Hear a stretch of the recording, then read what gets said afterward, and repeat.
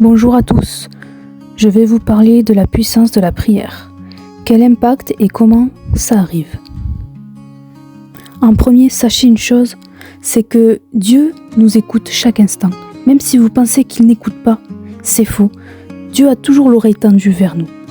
Dans la Bible, Jésus enseigne sur la prière à ses disciples et il dit dans Luc 11, 1, 4, « Jésus priait un jour dans un certain endroit.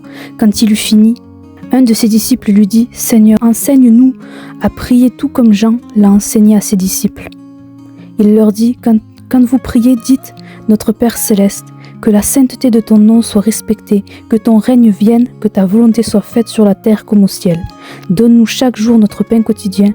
Pardonne-nous nos péchés, car nous aussi nous pardonnons à toute personne qui nous offense. Et ne nous expose pas à la tentation, mais délivre-nous du mal. » Et il dit encore dans Luc 11, 5, 13, il leur dit encore, « Supposons que l'un de vous ait un ami et qu'il aille le trouver au milieu de la nuit pour lui dire, « Mon ami, prête-moi 3 pains, car un de mes amis est arrivé de voyage chez moi et je n'ai rien à lui offrir. » Supposons que de l'intérieur de sa maison, cet ami lui répond, « Ne m'ennuie pas, la porte est déjà fermée, mes enfants et moi sommes au lit. Je ne peux pas me lever pour te donner des pains.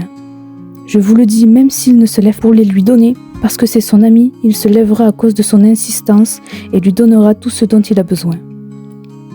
Et moi je vous dis, demandez et l'on vous donnera, cherchez, vous trouverez, frappez et l'on vous ouvrira. En effet, tous ceux qui demandent reçoivent, celui qui cherche trouve et l'on ouvrira à celui qui frappe. Quel père parmi vous donnera une pierre à son fils? S'il lui demande du pain, ou bien s'il demande un poisson, lui donnera-t-il un serpent au lieu d'un poisson? Ou bien s'il demande un œuf, lui donnera-t-il un scorpion? Si donc mauvais comme vous l'êtes, vous savez donner de bonnes choses à vos enfants, le Père Céleste donnera d'autant plus volontiers le Saint-Esprit à ceux qui lui demandent. Ce que le Seigneur veut, c'est la consistance dans la prière avec une foi sincère, une espérance en Dieu. Dieu veut voir votre foi, votre cœur. En effet, notre Dieu veut que ce soit nous qui le demandons de notre propre bouche. Car même s'il sait déjà qu'est-ce que vous avez besoin et qu'est-ce que vous allez dire, il veut que ça vienne de vous.